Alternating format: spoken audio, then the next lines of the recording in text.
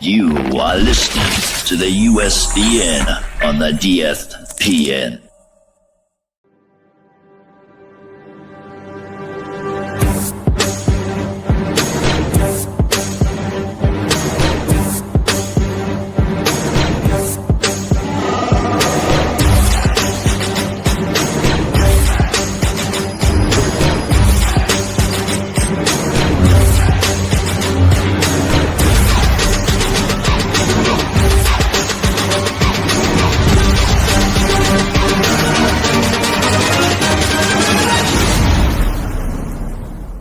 It's a trap!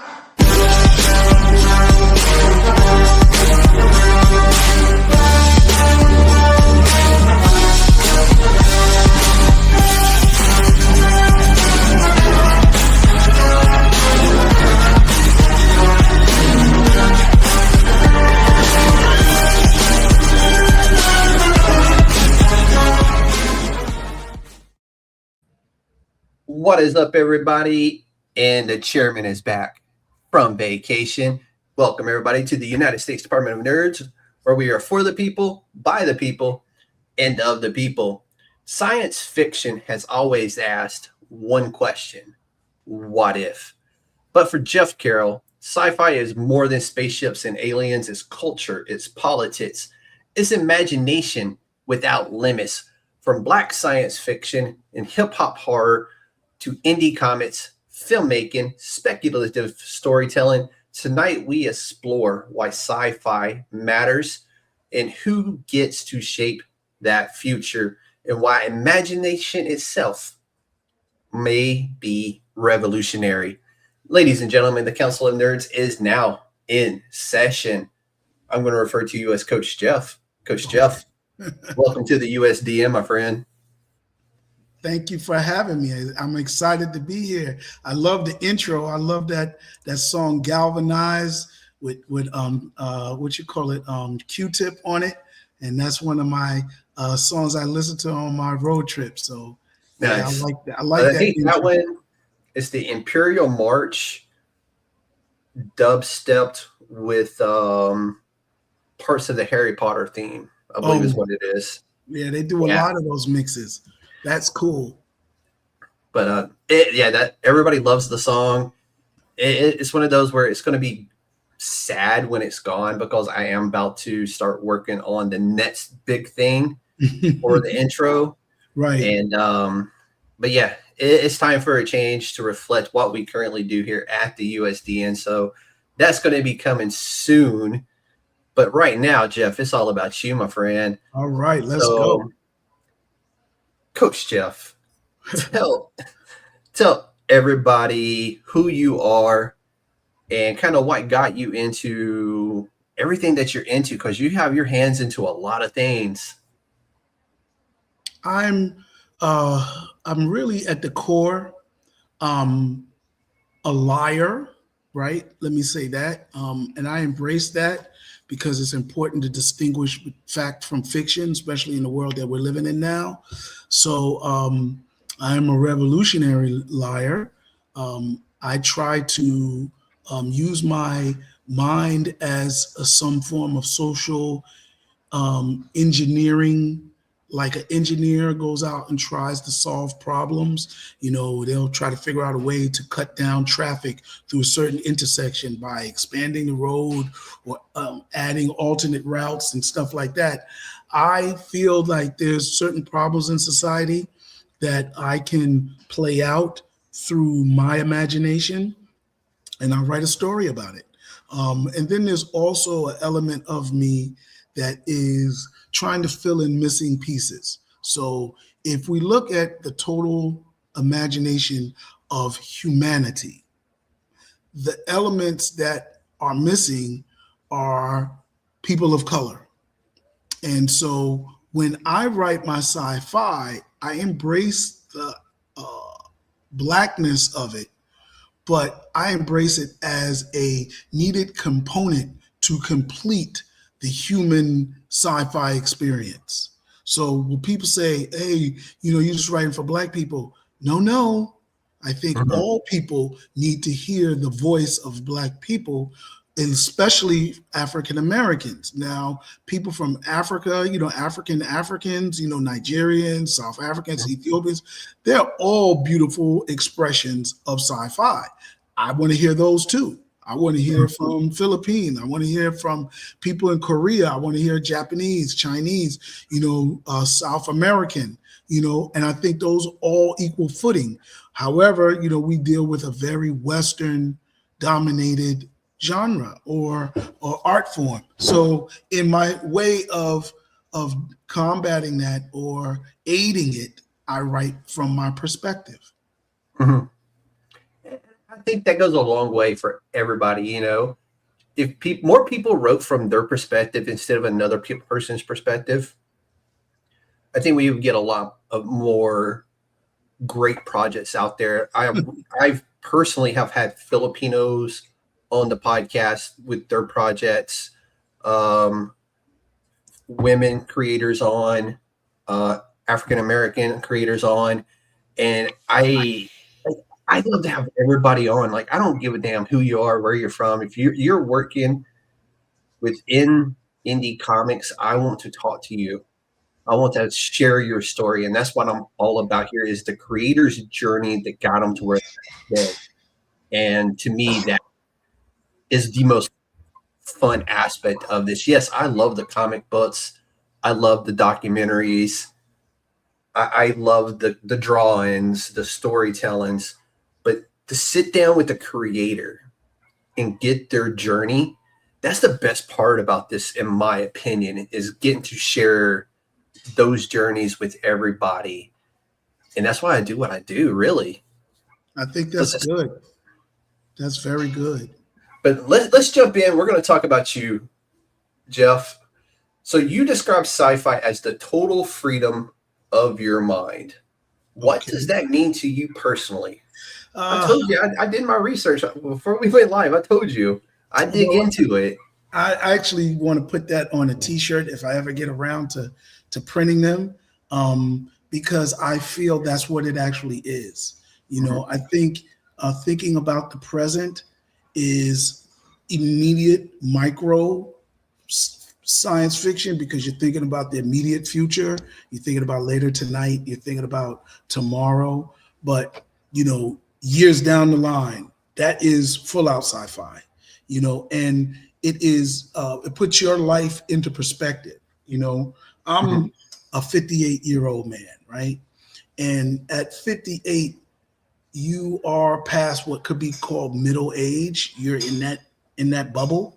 Oh, yeah. And it gives you a little bit of perspective, because now you have to accept that you've done things in your life, specifically physically, that you may not be able to do again. Even if you can, your peers and your friends, you get past 50, you've lost some close friends of yours, and, it's not survivor's remorse. It's really life perspective. And that perspective gives you a chance to think about, all right, like Karis One says, what do you think about when you're out of here? When you're out of here, what is it going to be like? Because then your mortality becomes a realistic thing to you. So you start to think, oh my God, I'm not going to be here forever. I'm not a vampire. I'm not going to scramble and try to clone myself or put myself into a hyperbaric chamber. I'm just going to embrace life's mortality. And, that is kind of what I feel motivates me in sci-fi. Is like, I'm writing about the future for people to speculate about it now, to kind of put themselves into perspective. I think a lot of people needed to think about their future when they were in their 20s, Yeah. And you think about it, most people in their 20s are just living for that moment, right? Yep. And then we find out there were people that were saving, that were eating right, that married right, and now they're in their 50s, 60s, and their lives show the benefit of that investment. They might have been corny people. They might have gotten teased very early. They didn't probably, go out to all of the parties, but they were investing in their future, So, you I got think this 35 is that moment where you get that eye-opening like, damn, I'm 35. Where am I at? Like, I think that moment right there is where you kind of take a step back and you go, where am I at this stage of my life? Yeah, you any of your friends that had teenage pregnancies by 35, their kids are like middle school. You're like, whoa. Yeah. I'm not that old. And you'd be like, yeah, I have a son that's 12. Be like, goodness, oh my God. And then you have people that get married in their 20s. So by 35, they're already, hitting that 7-year mark in their marriage. Yikes. I got married at 32, 33, I think. I got married at 24. Ooh, you were early. Yeah. And I've been married. I just hit 20 years. Wow. So that's a beautiful thing. And my dog, I got a 19-year-old kid in college. So I was growing up very differently. I don't really consider from birth to 18, I was living. And then I joined the Air Force. Then that's when I feel like that's where you grow. Right. And I kind of feel like that's where I grew up into the person that I am. Yes. So I look at growing up very differently from how most people view growing up. So I really don't, in my head, my life really didn't start until I arrived in basic training, put the uniform on the first time. In my head, that's when I grew up and started growing up. It's kind of similar for me. I went to college the night of my graduation from high school. I didn't go to the graduation parties. I went and moved in on campus that night. And I went to a school that was in New Jersey, but there was nobody from my hometown there. It's kind of wild, ain't it? And nobody knew my hometown. They kind of heard about it, but nobody knew my hometown. And so it allowed me to create my own reputation, and that was powerful. It wasn't anybody that was in senior or junior. They didn't know me at all. They didn't even hear my hometown. My roommate used to make jokes. You are their perspective of your hometown. So whatever they think of your hometown is what they've got from knowing you. So that was a really beautiful thing, because most of my friends went to school in the South, in New Jersey. Everybody went to Rutgers, so yeah, I know a lot of Rutgers grads. I know so many Rutgers grads. It's crazy how many. They have such a good journalist school. They got like 8 campuses. Yeah. They got like a bunch of campuses. So there is, just their enrollment is bigger. My school had one college. Yeah. And now it's a bigger school, but when I went there, it wasn't that big. Yeah. Shout out to Rutgers, man. They do have a very good journalist program there. And a lot of my friends who are journalists graduated from there. So shout out to my journalist friends. But that's what I started. I should have gone to school for that. When I was in high school, I started writing for a newspaper just to get into concerts free. And hey, I like your thinking. My mother was a writer. She was a play critic, off-Broadway black plays. So she was like, hey, you want to do this? So I started going to amateur night at the Apollo. The year that it opened up, and I just, my senior year, every Wednesday night, I would go there during the season of the amateur night, and I would write who won, give a little line on my opinion. You've seen so many good comedians come through there during that time. Oh man, and this was '84, so when I was in college, my college was like 45 minutes away. And I could take a train there. And my cousin ended up getting a job at the Apollo. So when they started Showtime at the Apollo, I started doing bus trips to the Apollo from my college. And man, I'm still going there every week. Dude, if I would miss a week, jealous of that. That would have been so amazing. Oh man! And then when I graduated, history that was made there. Yes, that was one of my first jobs after I graduated. It was television production, so it wasn't every day, but during the season of Showtime, I worked there. Then I substituted, and I had a job at internship at Sony Records. At the time I got in, it was CBS Records. Yeah. And it became Sony Records. So I got to work with Mariah Carey, Lisa at Cult Jam. I saw Russell Simmons when he had his Split It label. So that was it. Then when he was up in the system. Yeah, so I was in with all of that. I was an intern the same time Puffy was an intern. Oh wow, that's same year. I'm glad you come out a different person. All right. Oh man, well I saw the 50 Cent thing, and I was like, I did not know that about him. I only knew who he was, but I didn't. Yeah. I didn't hang out with him. I wasn't a money flashing guy. Yeah. I was enough to not look broke, but I wasn't flashing jewelry and riding around in expensive cars. That wasn't my thing. So I was more from the KRS tribe, Tribe Called Quest. I was Black Medallion. I was like that, Mos Def, so I wasn't in that same lane, although we knew that lane existed. But I wasn't in it. But so I got to work with comedians from day one. When I was in college, I actually went to Rutgers and saw Bill Bellamy hosting a step show. And I hired him to come to my college. And I believe it was for $300. And that was his first college booking. And that's wild. We became friends. Whatever happened to Bill Bellamy? He's still, Bill Bellamy is amazing. He still does his stuff. He finds he revitalized his show maybe 3 or 4 times. He's presented himself in different ways. He's still very funny. I remember him when he was doing, I think it was TRL. TRL. Yeah. Yep. He was also doing stand-up too, as well, right? He's been doing stand-up. That's that's his bread and butter. That's what I had thought. That's where the first time I remember seeing him, and it was on BET, I think, doing stand-up. And then all of a sudden he was on TRL, which I thought was like, the hell, Bill Bellamy on TRL. Yeah, it was a perfect progression because he had a very personable stage show. So for him to move to television was really smooth, and then in the acting,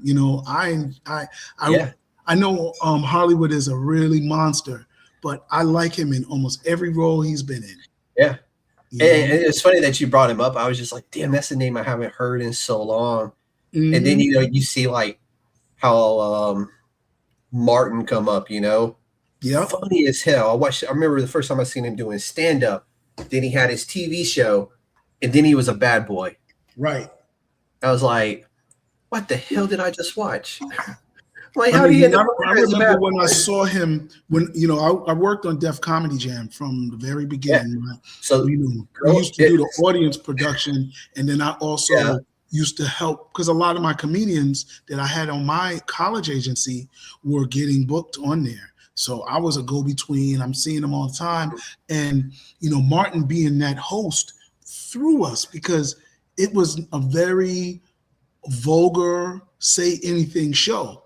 And Martin, up until till Def Comedy, he watched his mouth. He was Martin on his show, but that Martin wasn't that vulgar. It was definitely sexual, suggestive stuff. It wasn't the Cosby Show, but, it was like, oh, snap. Your mother starts cursing. You'd be like, oh shoot, moms can curse, and that's how it was with Martin. And having him on Def Comedy Jam, you just felt the burst of freedom that he had, and he was really that guy that you saw on Martin.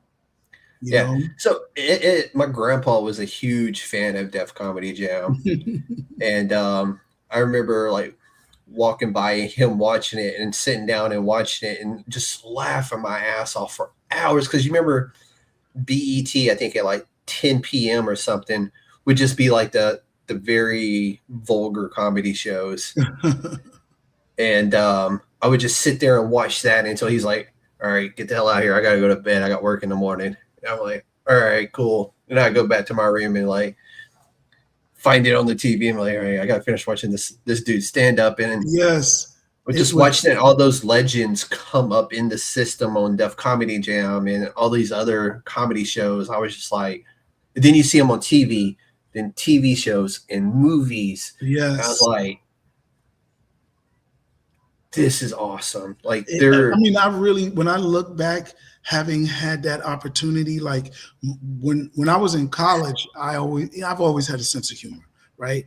And one of my girlfriends, after I graduated, she said, you know what?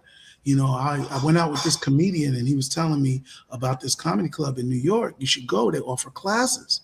So I went, and it turned out it was the Uptown Comedy Club. Okay.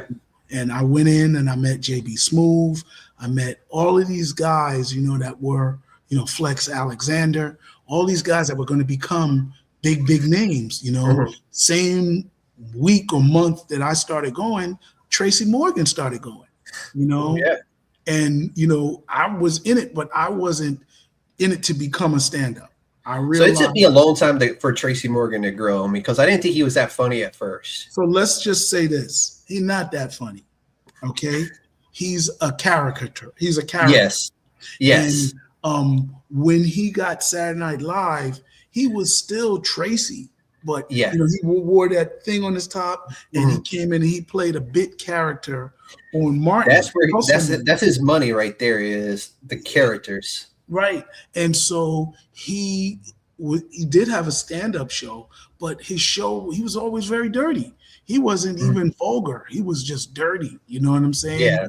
And I think for a certain white community, they like those vulgar, dirty black comics, as opposed to somebody that's clean, like say Bill Bellamy, somebody who's polished, like Sinbad. They rather have. Sinbad used to have me rolling on the floor laughing. Right. But they don't want that. They want, that's a real N-word. You know what I'm saying? And Tracy became that. He wasn't clean cut, polished. He was overweight. He didn't. I never seen him do. I seen his stand up a few times, and I just didn't enjoy it. But I did. I appreciated what he brought to SNL because he is such a good character guy. He plays. He can do that really well. Yeah, he plays that role very well. I remember, if you ask people that know my company in the early years when I tried to book him at colleges, I used to do community events. He would always ruin it. Say, oh my God, stop the show. What is he talking about? Take him off, but he got on Saturday Night Live. He played that role. He was on Martin. Then of course, now he's had The Last OG television show, and it's stuff that's scripted around him. Like I know the comedians that write the show, and he is who that character is. So he fits all of those norms. And he is that person, that black person that did get caught up in the system, that you hear about. He's not the college, he's not Theo Huxtable. But he's still a good guy, he's still a good guy. Or at least he's not a criminal, you know what I'm saying? Yeah. He's probably about average. He's not a crime doer. Now, other than that, I can't tell you. Haven't seen him in, haven't been around him in years. And whenever we see each other, at least before his accident, we would always joke on each other. He would, there's Jeff Carroll, and I'm not devoid of a sense of humor. So I'm gonna joke back with the best of them, So I'm hitting him. He can't outsnap me. I'm keeping I still got my wits. Now I write comic books. So my sense of humor is professional, So I have confidence in it. Could I be on stage? Not so much, The ego. It's a whole other world to be on stage and do it. I know some funny people out there, but in real life, they are the most funny people I know. I just being on stage, that's another world right there. So Star Wars. Was Star Wars the moment that truly did it for you? Well, I'm just preparing for the Mandalorian, and You and me both. Two more days, yep, friend. I realized I never finished watching the Mandalorian series, and so I caught up on it, started catching up on it last week, and today I just finished the last episode of episode 3. But I will say I saw Star Wars at 11 years old in the theater. My father took me, of course, and I remember the feeling of piloting a starfighter, an X-wing. Yeah. You know, just that feeling of being out in space. Now, had been, other space shows, things like that, but there was something about Star Wars that did it for me, that connected with me, and it connected with everybody. And now I use it. I was just thinking how many Easter eggs they drop, how many books in the expanded universe, video games, role-playing games, animated cartoons that actually stem from that sandbox. And it's a what do you call it? It is a example of how to replicate stories on stories. It's how we can, with good writing, everything can have a sequel and a prequel. And Star Wars is testament to that. I can't wait. One of the stories that I spent a year reading Star Wars books, and it was really about a book a month. I'm not a fast reader, but one of the books that I read that I really liked in that year was the Death Troopers. And I was like, wow. And now I just remember what it was about. I don't remember all the details of it. But when I watched The Mandalorian, the character that Giancarlo Esposito played, the villain at the very end, spoke to one of the guys on their Ghost Council, where they were trying to take over Mandalorian, and they were this shadow empire to the New Republic. And he said to guys, you got that Necromancer project, that's fine, but I think the clone project is better. And you learn that, spoiler alert, that he had cloned himself. And that was cool. I don't think he died. I think he had another place where he got other clones of himself. But and then he said that, he was trying to isolate the Force genome to give his clones Force wielding capabilities. And the Necromancer experiment could directly tie into Death Troopers, right? And then his ability to isolate the clone gene could tie into the Force Unleashed video game. Because that's when Darth Vader cloned a Force wielding kid and made him Star Killer. And they took the name and they made Force Unleashed one of the movies, but it's really the Force Unleashed is the video game. And that story was amazing on how the one clone.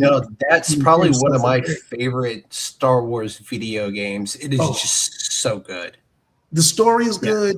The gameplay is good. Even Force Unleashed 2. And then if you get to read the books, the book is good. So, I mean, that's what Star Wars represented to me, to go back to your question. It was it busted my science fiction cherry. I was 11 years old. I wasn't reading science fiction books. I was, probably just getting into DC Comics, and I was really a Conan the Barbarian fan. So space wasn't my thing until Star Wars. So you speak about sci-fi as escapism, but also problem solving. Do you think great sci-fi should entertain first or challenge society first? So yesterday was my favorite speaker's birthday, and that was Malcolm X. And Malcolm X was a very good educator. Did he say things that nobody else said before? Absolutely not. He actually remixed what Elijah Muhammad was saying and made it easier to digest. And what he used to make it digestible was humor, was entertaining. When you watch those speeches, they might be dated, but if you look within context, he wasn't putting people to sleep. He was using analogies. He was using voice inflection, all of those things that good speakers use. Even the Minister Farrakhan, and I'm not in the Nation Islam, right? But looking at him as a speaker, he's very effective. And so when it comes to presenting information, all of my favorite educators, right? One of my mentors is Dr. Leonard Jeffries. He was very humorous. He would get up there, I just got back from Africa or whatever. And then he would go into presenting some deep concept. To me, that's what entertaining is. It's not only humor, but it's understanding pacing. You're not just talking. I'm a public speaker. When I go out and do my dating workshops, that's a whole hour that I'm speaking. You can't just talk monotone to people. You'll put them to sleep. Even the most entertaining subject, you have to have it in the back of your head, entertaining. Is it a comedy skit? No. But even information in educational speeches and presentations, books, comic books, movies, whatever it is, you gotta get your thing in there. You gotta make it entertaining. I think about that from my title. Like, I had a story that was inspired by a bad relationship that I had. And it wasn't a bad relationship. It just ended in a bad future for the girl that I was dating. She was used to dating more than one guy at a time. And, having a guy she could turn to just for money. Of course, she was probably sleeping with the guy, but, she didn't have to be his girlfriend. She wasn't commitment involved. And she dated me, and I'm an exclusive person. So you date me, you're my girlfriend. I ain't got no other girlfriends. You ain't gonna have no other boyfriends. And she couldn't take it. So before the year was out, she was like, listen, I can't take it. He's too much. He's like pre-marriage, and I'm not into that. So I was like, all right, cool, if that's what you want to do. And then a week later, she said, look, you can't call me. I got a boyfriend. He's paying for my rent. He's paying my phone bill. He's paying my child's tuition. And I'm like, what kind of baller did you get? You know what I mean? Yeah. Right. You got, this is a lot of women's dreams. I said, but it comes with strings attached. And I couldn't just tell her because I wasn't trying, she had just broke my heart, So I thought about it, and I wrote this movie about a girl who felt she could use her looks to get what she wanted. And I thought of a real colorful name, and I called it Gold Digger Killer. But the whole story was inspired by me giving this girl a message about the dangers of that world that she was going into. And I also released My Fury, which was, when you're a guy that doesn't cheat or hasn't cheated, or, that's not in your MO, and you have girls that constantly ask you, who is she? They get jealous of you. It becomes confining. And at the end of the day, you really don't blame them. You understand that they were scorned. So then you develop a frustration to guys that mess over girls. And you're a guy. You know what I'm saying? But you look at these guys and be like, you messing up women that I might end up having a date, and you giving guys a bad reputation. So of course, now I have a problem. So in my movie, Gold Digger Killer, it wasn't a guy running around killing gold diggers. It was this girl who tried gold digging, who gets, victimized in the worst way, who gets her revenge on guys who feel they can go around raping and disrespecting women. Yeah. So in my own way, I gave a message to the girl that I was dating and to guys that felt they could be disrespectful. And that was my most successful movie. That movie won every award every film festival that it was in, it won something. And because it came from the heart. But was it amusing? Heck yeah. From the title alone, I'm having fun. We had Raina Bobbitt scene. We had, I had comedians and poets in there. We spiced it up, and it came out in 2007 on street, on digital. DVD, and it sold out in Walmart. And then we re-released it in 2021, and it became one of the movies that shaped the Tubi narrative. How Tubi became this movie hub for low black cinema. Go Pick a Killer. This old movie was top 25 movies on Tubi. Yeah. So that's really cool. That's a long answer to that question. No, I love answers like that to questions. Why do you think science fiction stays with people for life in a way that many genres don't? So there are genres, right? Romance is a genre. Mystery is a genre. Westerns, crime fiction. A lot of those depend on new information or new perspectives, and they can get stale. Thanks to the internet, now we have a plethora of opportunities to look at history from different perspectives. But up until the internet, we knew most of what the government was letting us know about history, and it was in our history class. So things of the present and past kind of reached a stale level. The only thing that was unexplored and that continues, that's endlessly unexplorable, is science fiction and the future, So that is the top. Now, can you hit it from different perspectives? Absolutely. But when it comes to a Western or anything historical, all you have is different perspectives. Once we know what happened, there's no new history, Now, in the internet, there's a lot of new historical things that seem like they're coming, but most of them become conspiracy theories. So you're like, aliens come here or not? So that falls into the category of science fiction, But I think that's why science fiction is so fresh. It's always fresh. It's always unexplored territory. That's part of it, because science in itself is an experiment of things that haven't been done before. So just in that dynamic, yes, it's a use of science, but the scientific experiment is to try to find and learn new different things. So when you're doing your writing, the 3 tenets, and I'm gonna get them wrong, I keep forgetting them, but if this continues, what if this happens? And if this had happened, those are the 3 tenets, the what ifs of science fiction. And those are all questions that never stop, because the moment you answer one question, there's another one that pops up. So that's science fiction is a continuous loop like that.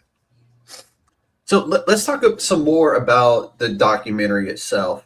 Okay. So in the documentary, you talk about black sci-fi being your interpretation of the future. Right. Can you expand on that and what you mean by that? Because that to me is. I'm glad you asked me that. And when I defined it like that, I don't know if I was thinking about how revolutionary or unique it is, particularly Afrofuturism, right? Afrofuturism is a dimension of black sci-fi. Sci-fi can be anything. So people debate whether Frankenstein is science fiction because he was using science to bring this guy back from the dead. So science fiction doesn't always have to be in the future. It can be in the past, it can be in the present. But Afrofuturism is futurism. So in the definition of Afrofuturism, they move it to more of a visual, more of a audio sound, where it becomes like hip hop, where it has a certain cadence to it.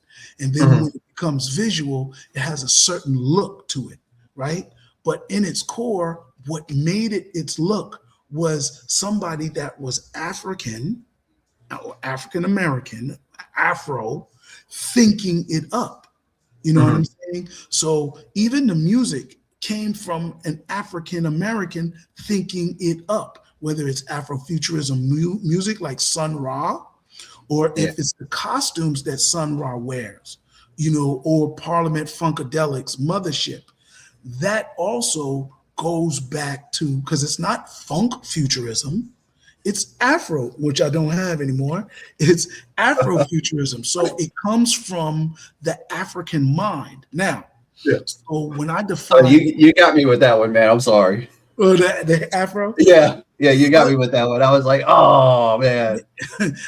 but so black sci-fi is defined in its science fiction, but then when you start moving into Afrofuturism, they try to define it as a sound or the aesthetics, and it's not aesthetics. Aesthetics stem from the mind, because black sci-fi has an aesthetic.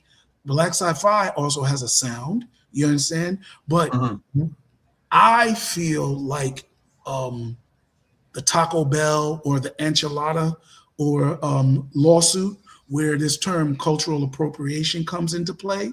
Yeah.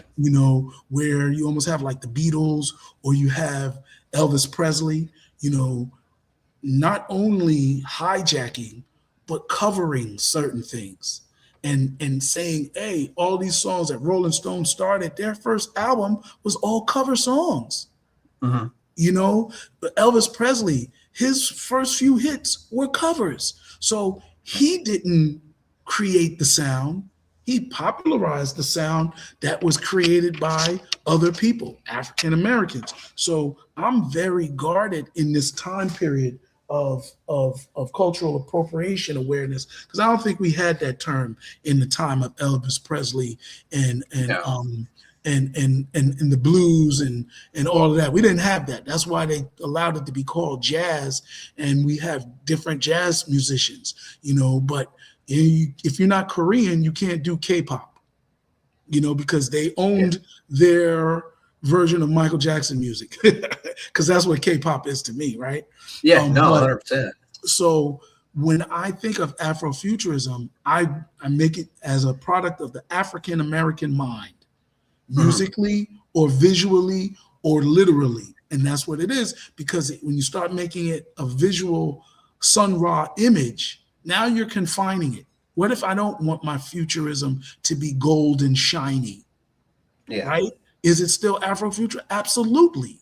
Does it look like Sun Ra, or does it look like, Africa Bambaataa and Zulu Nation? No, it don't look like Parliament Funkadelic, but that's still futurism, Yeah. But they define it as a certain visual aesthetic, because now everybody can create something that looks like that. And they can be called Afrofuturistic creators, but they're not an Afro person. You know what I'm saying? You get me every time you do that, man. Right. I mean, they could be Greg Brady, because I used to laugh with Greg Brady having his curly afro, but he didn't really call it an afro. But so they have defined it in a way that it doesn't make it something connected to Black people, more so a independent thing, like jazz, like country music, like all of the music that, African Americans created. If those were all called African American music, then Elvis wouldn't have been called an Elvis rock and roll guy. He would have been called Elvis, the guy who could sing like a Black guy. You know what I'm saying? Who's singing Black music, but if we correctly define Afrofuturism, it'll be ours from here on to the future. And as a Afrofuturistic person, you're supposed to speculate about what could happen in the future of the term Afrofuturism, right? Oh, no, 100%. Right. And this way you could safeguard it from ending up like hip hop, from ending up like jazz, or country music. Country music got so culturally appropriated, even Black people forgot they created it.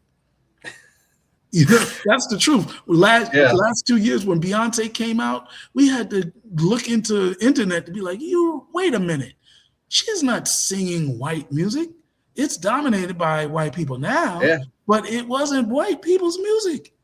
It was when you look at where it come from, Yes. So, and that's just American history. It's not a hate anybody thing. It's just history is what it is.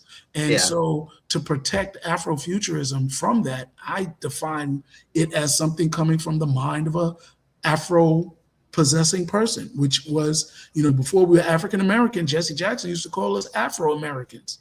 It didn't last that long, but we certainly called ourselves Afro because we had afros. Yeah. Hey, I'm loving this. I this isn't something that I would normally get to talk about in any kind of perspective. So I love hearing about this because it is so cool to me. And I appreciate you bringing this perspective to us. So why do you think representation in speculative fiction matters beyond just being included? So if we look at our future from, I'm going to jump, right? From Star Wars to Star Trek, right? Star Trek, right? Star Trek offered us a model of a future Earth where you had almost every ethnicity represented in a representation for humanity, right? Not just ethnicity, but also race of peoples and aliens and everything in between. And that's what I loved about it. You know, so they saw the universe or, you know, space in that way, but they also brought Earth together in that way. So if humanity was given a challenge to solve something, we would be smart if we allowed every culture a stab at it or a contributing element to our answer. So if science fiction is that speculation of the future, it would be smart for us to include every race and culture's speculation about the future, not just Russia's, not just United States, not just China's, but India's, Philippines, Colombia, Mexico, Nigeria, Ethiopia. All of these different cultures have a idea. So I'll give you an example. In my documentary, I talk about the threat of a comet coming to Earth. Oh, snap, it destroyed the Earth once before. It can do it again. It's a big threat. We got X amount of years to come up with an answer. Okay, the Europeans' answer is Armageddon. We're going to send a ship up there and we're going to blow it up. Do you ever seen the movie The Wandering Earth? I have not, no. You should check it out. It faces it faces the same threat, but it's an Asian answer to that threat. Okay. And what did they do in Wandering Earth? I'm just going to tell you because it's in the title. It's not a spoiler. So the comet is coming to Earth. Have you ever studied any Asian martial arts? Yes. Yeah. So I've lived in Asia for a while. So. What part? Korea. Okay, so even in Korea, right? And I forgot the name of this. Is it Muay Thai? King Sudo or something like that? Okay, because I know a lot of them are variations of the same thing, right? Yeah, they all are to some degree. So one of the things you learn different from karate, right? Because karate is kind of a Western, Asian martial arts. But all of those other ones, what do they teach you? How to move out of the way of a blow. It's not punch back. It's not even offense. Most of their martial arts are defense, right? And the thing is, you deflect instead of a block, right? Because a block is different than a deflection. They also teach you that in the way of blocking it, you can use your opponent's weight and momentum against them. So in The Wandering Earth, if the opponent is the approaching comet, what do you think they did with Earth? Moved it. They put engines on Earth to change the Earth's rotation and trajectory. So that way we would not be in the path of the comet. And that's beautiful.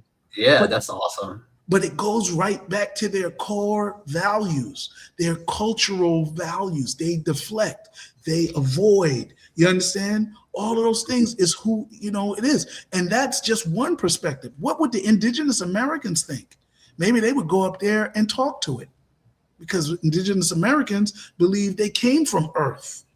Mhm. So what would they, maybe they would go up there and try to find out it's a way to communicate, maybe have a frequency with it. Who knows? But it would be nice to hear what they speculate, because again, space is the great unknown. So when you don't know something, you try every answer. You don't just go get bullheaded and be like, whatever America thinks is what no, there's cultures on this planet, like the Dogon people, who believe they came from Sirius, which is another planet, another system, right? Sirius is a star. So in that star circle, they believe there's life on the planet there. So they came. So again, when you don't know, you go with all of the options, and so that's why I think science fiction benefits from a diverse palette of answers. Dude, I like it. I really do. And I think that's something that, because I'm a comic book guy, I don't think we get enough of that in comic books as well. Like those different perspectives. Actually, I'm going to walk that back just a little bit. I think over the last year and a half, there have been a lot more representation in comic books from a lot of different races and a lot of different cultures. I don't know if it was just like me opening my eyes more and seeing more of what's out there. But I've always been an indie guy. I've always loved independent comics, Boom Studios, Mad Cave, Image. But what I had noticed over the last year and a half is that there's more diversity out there now making comic books. And the shout out to Missy Franklin, who created Harley Quinn. They're not getting pushed away like she did. She had to fight tooth and nail to get every single thing that she's earned from that character. And I still don't think she gets enough. Right. But I think now at this moment in time, we are seeing a 180 of who is making comic books out there. The different cultures, the different races of people, the different languages of people. I know a Korean who just had a story published 2 years ago in Image Comics, I believe it was. No, DC Comics, I think. But his story was published and then drawn into the comic book, which was really cool to see represented in a comic book in the US, because that's not the first time, because a Korean writer did have a comic book come out on Image Comics as well. And they're being represented more. You got the Peach Momokos of the world out there who is Japanese. You're starting to see, God, I wish I could remember her name. Give me just a second, because it'll drive me crazy. It's on your computer. Exactly. It's a group of brothers. Well, not a group of brothers, but brothers that did this book, and it was so good. From Boom Studios. Ooh. By Shobo and Shof. But it's about their Nigerian heritage. And this group of people, they are stealing back their relics of who they are. Right. And but yeah, they're brothers. Damn, I think I've heard this very the few stories like that. The reverse Indiana Jones. Yes, it's a reverse Indiana Jones. It's called Bronze Faces. So damn good. Like, it was really good. But and then it's a female writer, African American, amazing writer. She just got nominated for an Eisner. Oh, you talking about Stephanie Williams? Yes. Yes. Roots of Madness. Roots of Madness. Yes. That shit was and so good, man. Was a little about that time travel too. The other one that got nominated. Yep. Dude, without a doubt, right there. Yep.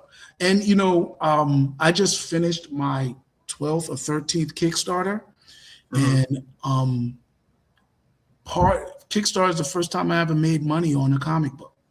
You It's know, wild. and I was able to pay myself. It wasn't a lot of money, but you know, after selling the book at conventions, I made more money off of it. But it was the first time I was able to pay for an illustrator or reimburse myself for an illustrator and get it done. So what do you call it? Kickstarter is amazing. I have over 15, 20 books now, you know, and that's like 500 pages of illustration work, you know, and just having that amount of work illustrated is liberating. Like I'm working on something now and I don't even know if I'm going to be able to go Kickstarter with it because of the way they changed the policies. My book that I'm working on now is like Fritz the Cat. Yeah. It's not X-rated, but it does have some nudity, but it's not about nudity. It's just that nudity is part of the story. Profanity is part of the story. And, you know, I've been a clean guy for so long. I was like, you know what? Let me try, you know, doing one of these other stories. You know, I didn't really do the kind of the overly sexualized books that they actually banned. But I don't know. I may get caught in the crossfire because mine is going to be an adult book. But you know, I'm able to pay for it. I have enough money to cover it, and you know, there you have it. But real quick, we were talking beforehand, and I was telling you I've covered independent comics now for about a year, almost year and a half, maybe two. I'm losing track of time when it comes down to it, but shout out Christopher R. Ford, Dark Pink Comics. A fantastic writer. That comic book, I think, was one of the largest in Kickstarter history. Really? Yeah. And How much, this was Dark Pink? Yeah, Dark Pink Comics. Fantastic book, but Lloyd Cheatham Jr., Nathan Rouse of the Idleverse, 615 Comics. Alfred Page, Arnesia Wimberly, Braxton Cosby, Dark City Comics, Doug Mercada, who is Filipino. I'm probably going to miss some. Zing Zen, amazing dude with his universe. He just signed a TV deal for his show. Wow. Aleem Leggett, Alejandro Rosales Duran, who is, I believe, Brazilian. Akihiro Goska, another Filipino. Colin McLemore, young kid coming up in the comic book industry. That's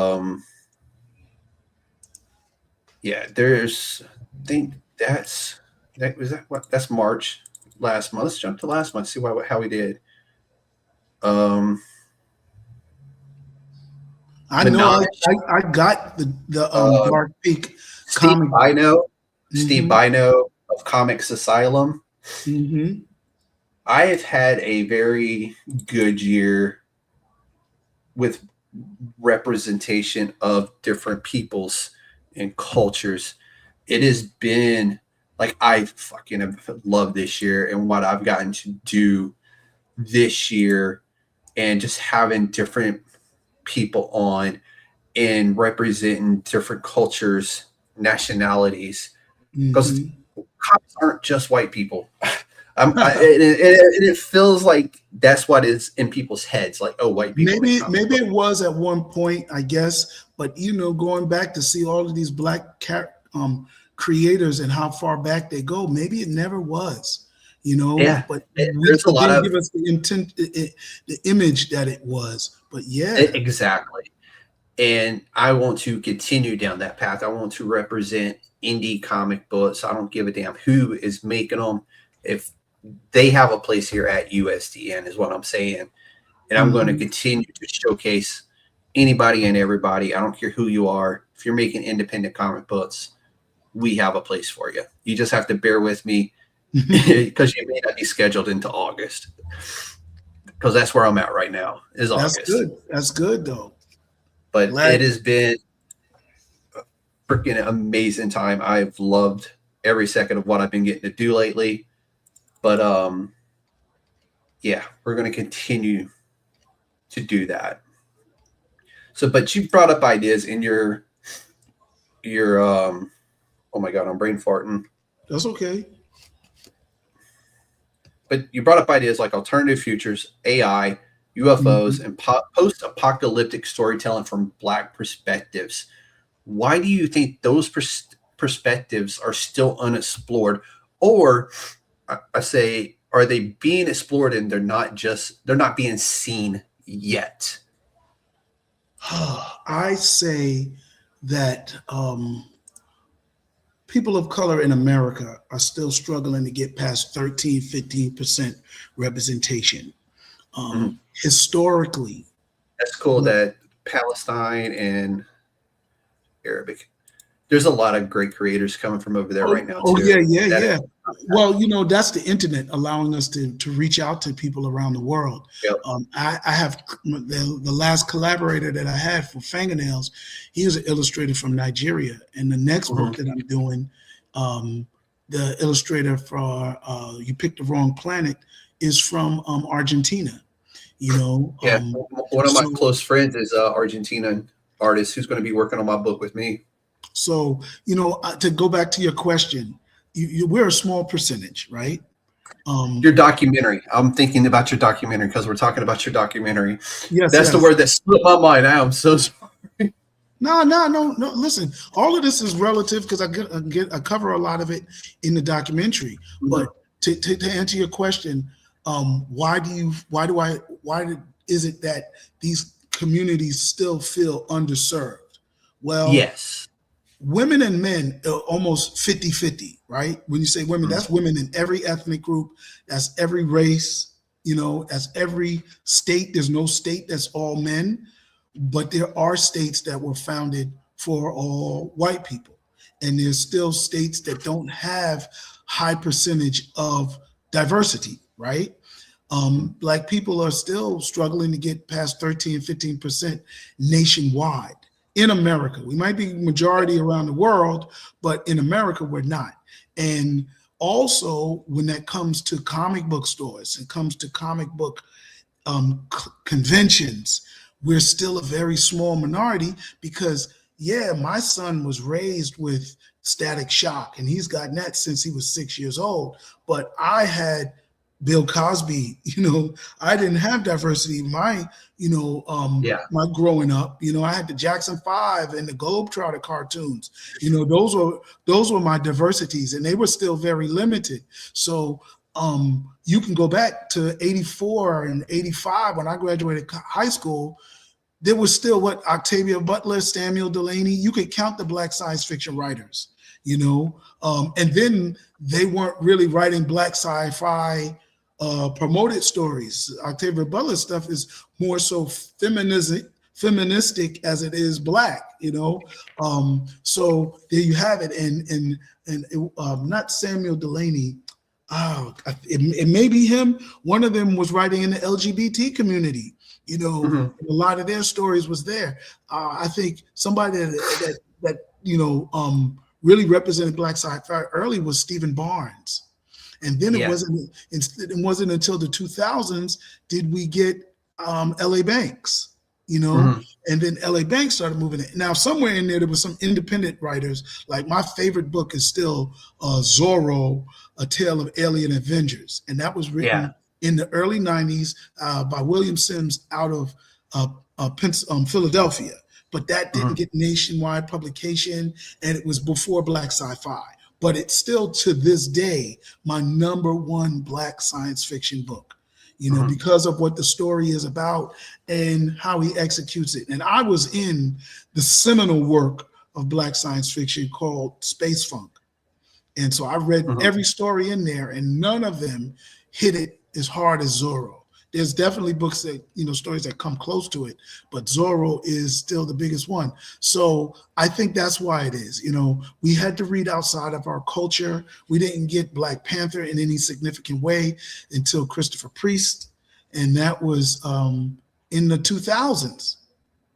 Yeah. So if you were 20 years old before 2000, which is, the 40-year-olds, you didn't grow up with a diverse palette.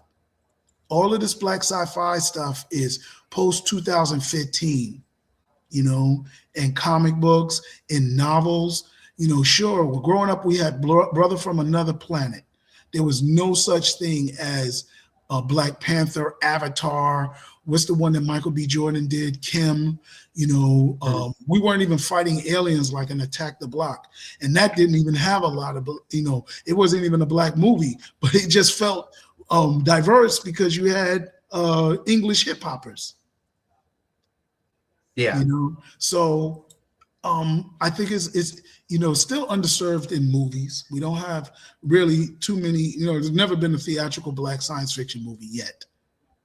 It's coming. It's coming. It's due time. I like Avatar, but those people are based on black people, but they're blue.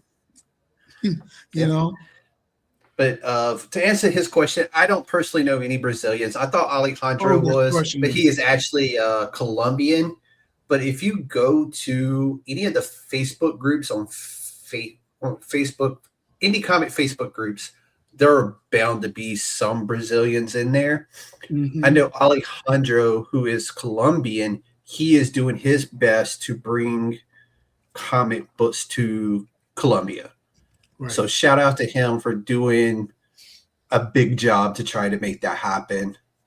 But so black sci-fi, yes, is it currently in a renaissance period, or is it approaching one? It isn't a renaissance. It hasn't reached this plateau. It's still rising. So that's one of the cool things about it. It's still rising. I mean, because we're in books and we're in the independent book circuit. We have Andy Okafor, we have Eugene Bacon, you have there's a brother out of Canada, Maurice Broddux. We have, who's an African American? I mean, you could say Tomei is with Children of Blood and Bone. But and we're just tipping the iceberg. They had, of course, you had Roots of Madness, but you had the other one that David Walker and them did. God, what was the name of their book?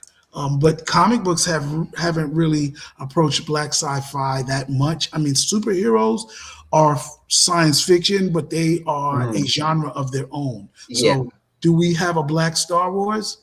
I have it in books, but my Planet Kibalon is there. So you can count the black space stories, on one hand. You know what I'm saying? But other than that, nah. So until we cover at least all of the top three mediums of dominating things, from comic books to movies to novels, it's still climbing. You know what I'm saying? And Bitterroot was David Walker.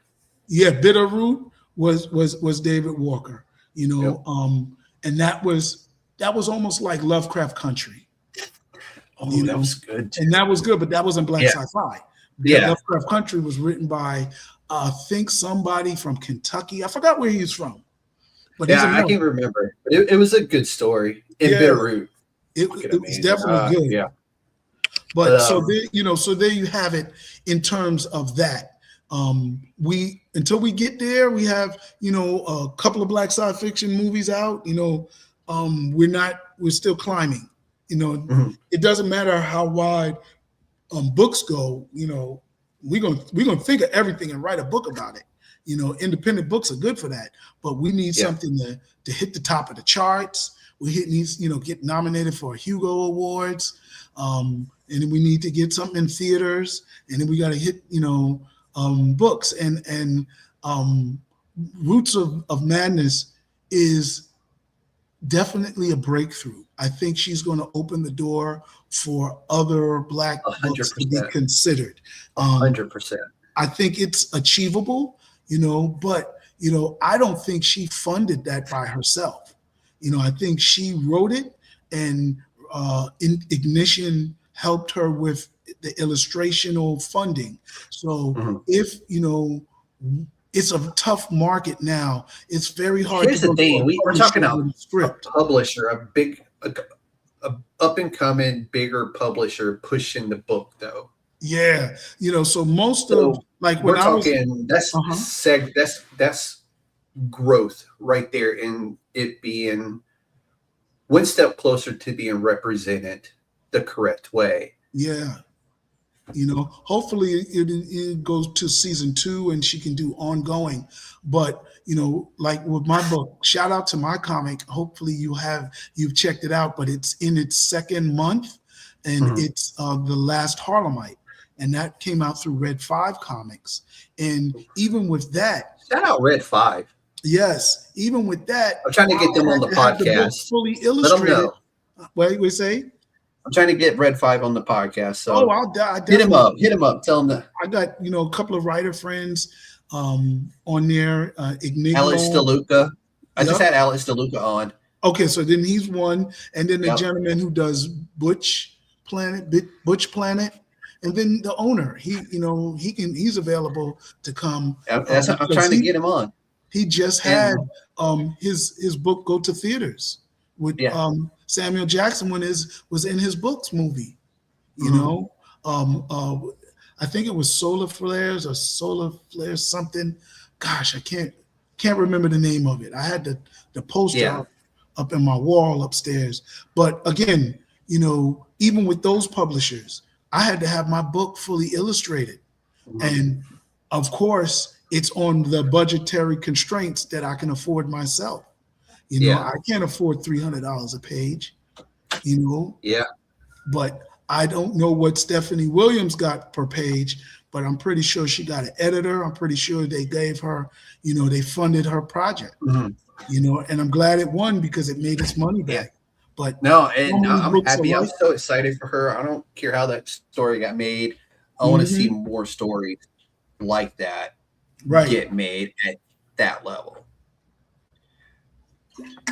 But so I'm hoping, yes. You describe your work as hip hop, horror, sci-fi, and fantasy. What defines hip hop horror to you? So there's a lot of ways to describe one thing, right? I'm a man, I'm African American, I'm a suburban, right? Because I came from the suburbs. I'm not from the inner city. So all of those are accurate descriptions of me, right? I am a hip hopper. I started when I was, I was born 4 years before hip hop, right? So I got in, but when I was in elementary school, I was introduced to the culture, and I've been a part of that culture ever since. It shaped how I talk to girls. It shaped how I talk, the jokes that I say. Everything about me came out as hip hop. So when I started to write horror, which was the first thing I wrote, my first attempt at fiction was my movie Holla If I Kill You, and that movie wasn't like other horror movies. It was a slasher, but I wrote it as, how do I distinguish it? I called it hip hop horror. And hip hop horror is not like, for me, like Malignant is one of my favorite modern horror movies. Black, oh my God, what was it? The Blackening was more hip hop than Malignant. Although Malignant was written by a Black girl, it wasn't as hip hop or cool. You know what I'm saying? So that's kind of what hip hop horror is that cool. So I'll give you an example.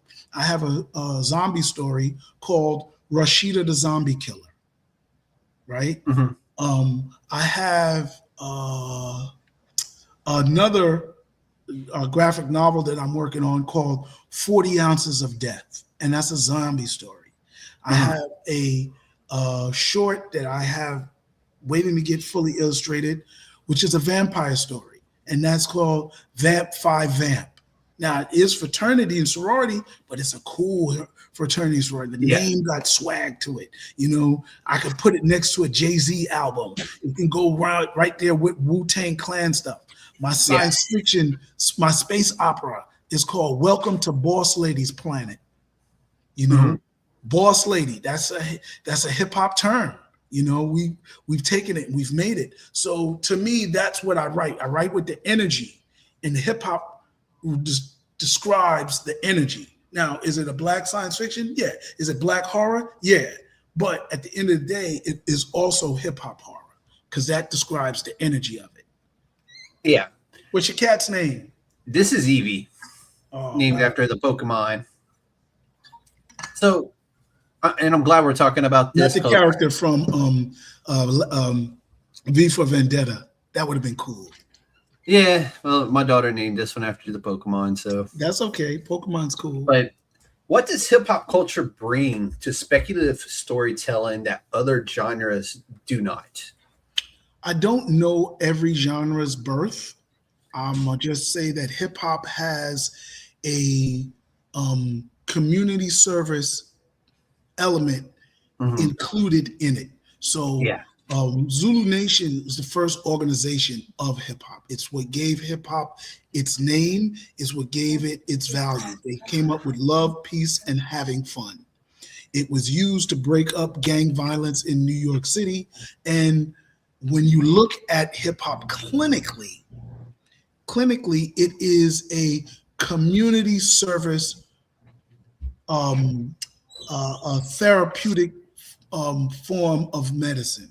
So if you were to go to a therapist and you had problems with your mother and father arguing, you had problems with being molested, you had problems with just knowing who your father is, not knowing who your father is, they might say to you, write a poem about it.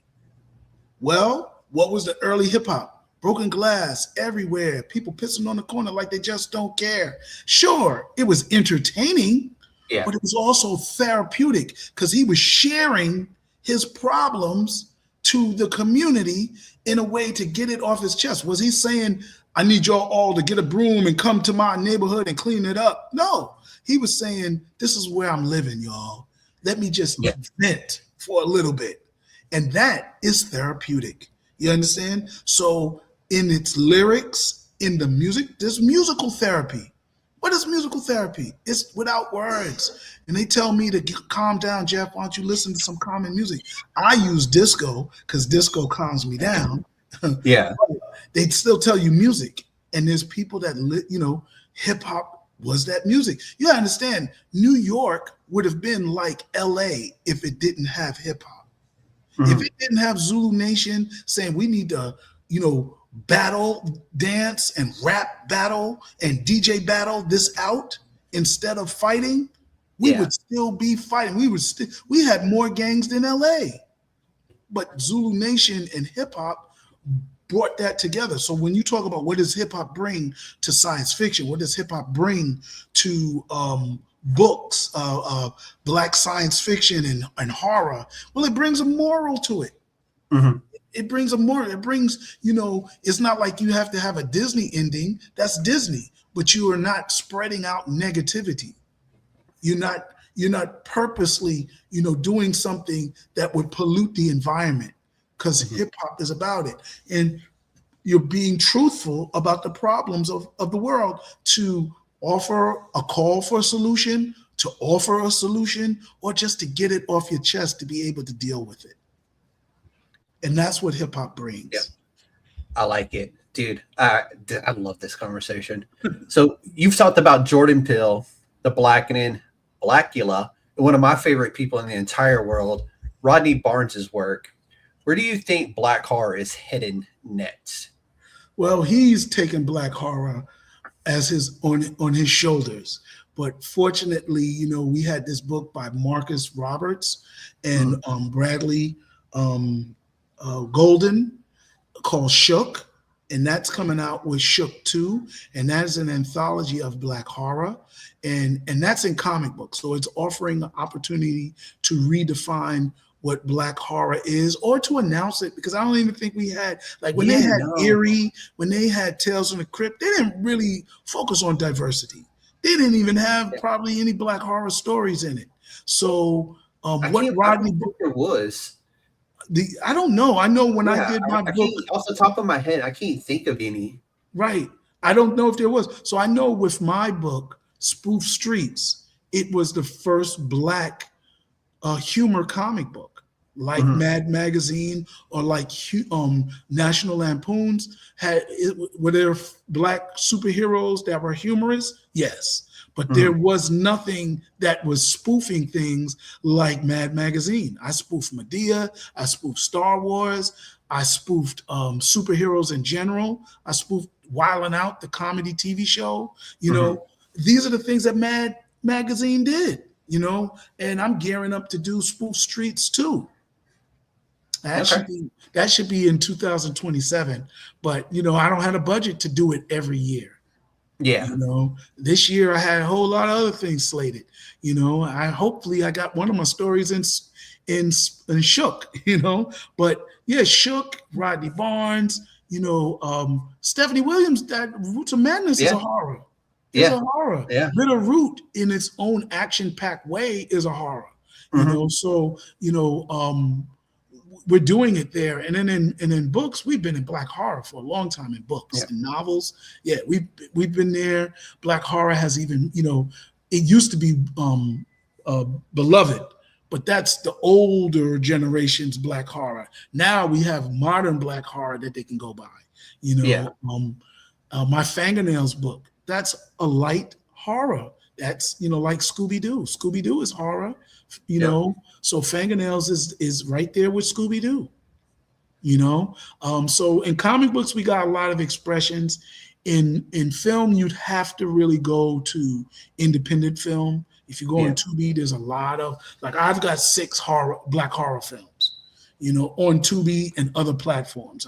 My last one was The Black Nun, and that's something that I did a spinoff with The Black Nun versus Krampus in my last comic book, Harmonic Streets, that came out in February.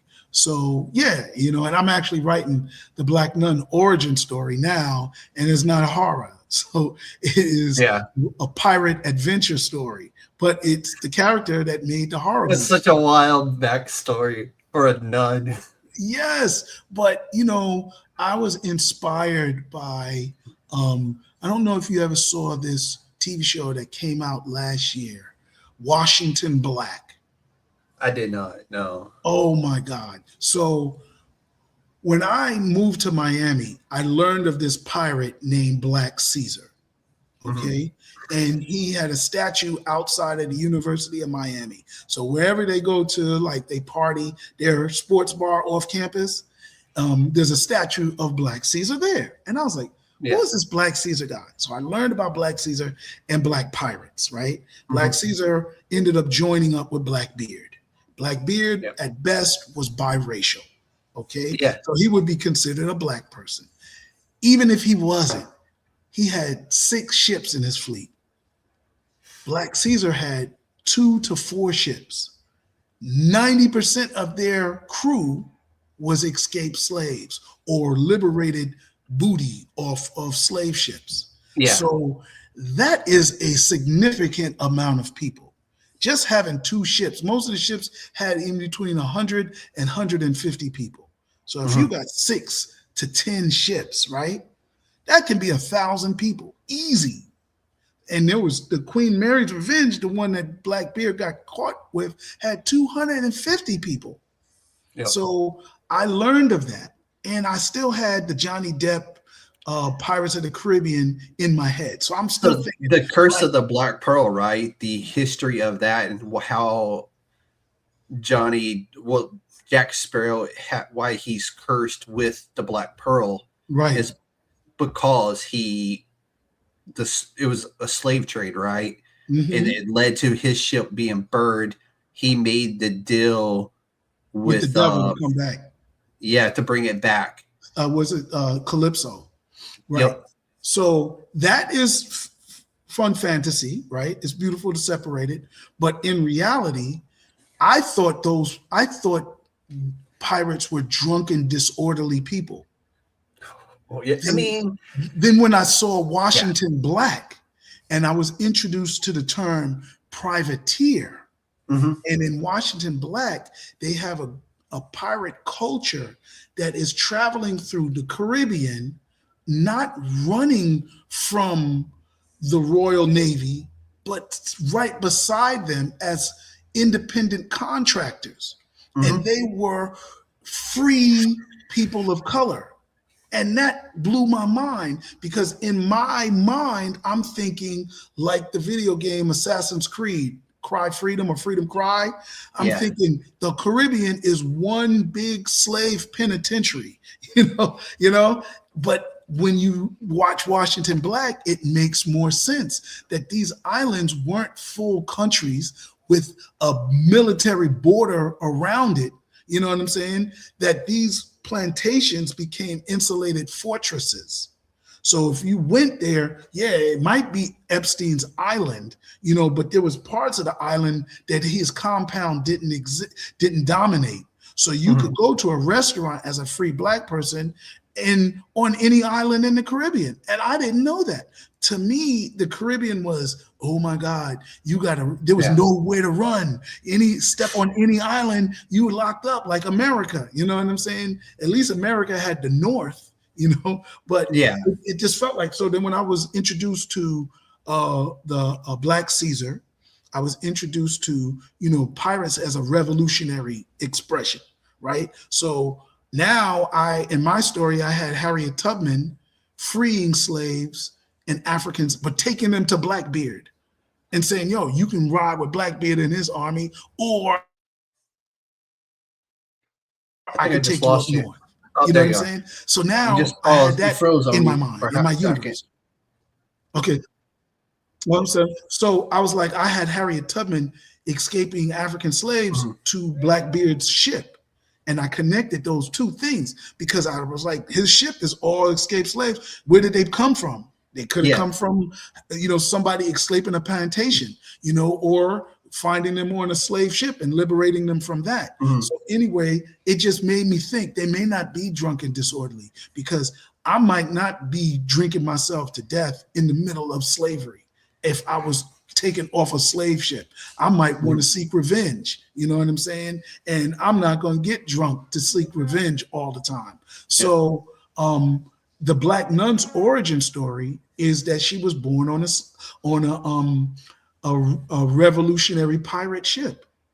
And the pirate in my story was from Jamaica, and the ship crashed on the shores of South Carolina, and she was taken into a plantation, and that's when she becomes the Black Nun from the movie. But prior to that, she was on a revolutionary pirate ship or a privateer ship, or whatever we want to call it. I like that so much. And I'm in the middle of writing it right now, so I have two stories that I'm writing, so I need to finish it, but that's going to be a short story. And then I have a science fiction short story collection called Why I Love Sci-Fi, and it goes directly with the documentary. So this is the last, her story would be the last story in that book. Oh, that's so. When I lived in Florida, that's when, because they have pirate festivals and stuff like that, and that's when I really dug into that, and just the culture and the history. We get one side of that history, but there's this whole other side of that history that is just why aren't we telling this side of that history? Because it's so much better. I mean, it's not about the drunken, pirates chasing gold. There's so much more to some of those stories out there that need to be told a proper way. And just from a different perspective, but it may be the right perspective. So I was watching, and we're going to digress to the pirates for a second, but I was watching a documentary on pirates, and they talked about this pirate. I'm going to say it was Black Bart, but I don't know. They called him a terrorist. Do you know what his act of terror was? They chased him out of the Caribbean. He went back to Africa because he was a Black pirate. Black is no place on the earth. He's an African pirate, right? So he's on the coast of Africa. he encounters 2 slave ships. Mind you, it might be legal in the Caribbean, but we know where they're getting them from is not legal, right? Yeah. Even if it's legal, it's human trafficking at best. It's a human crime, right? Slavery never made sense. Even if it was legal in places, it was still a humanistic crime, right? But they didn't describe him like that. They said he encountered 2 ships off of the coast of Nigeria and gave the captains an ultimatum. Either you give me the ship and clear off the ship, or I'm going to burn it down. And he burned 1 ship down. And the guy never freed the people on the ship. They ended up dying on the ship with him. But to me, that's not a terrorist. You understand what I'm saying? But they still, in the documentary, this is Black people that were part of the scholars. And they still used, in my mind, a oppressive narrative to describe somebody that's, if I come in and and find a room full of pedophiles and all I'm doing is shooting pedophiles, but I'm giving them an alternative to turn yourself in or I'm gonna kill you. That's not a terrorist. That's not he made him a promise at that point. If he ran that shit down, that was a promise. So he kept it. But they described him as a terrorist. And to me, that's a different narrative as to what we have been taught about pirates. So yeah, if I ever go to a pirate festival, I'll probably be dressed as Black Caesar, and I would probably, have some pirate people. We have a whole Black delegation. Oh, dude, I'm down. Call me up. Call me up. Right. And I probably would approach it like, you ever see those Hebrew Israelites on the streets of New York? Yeah.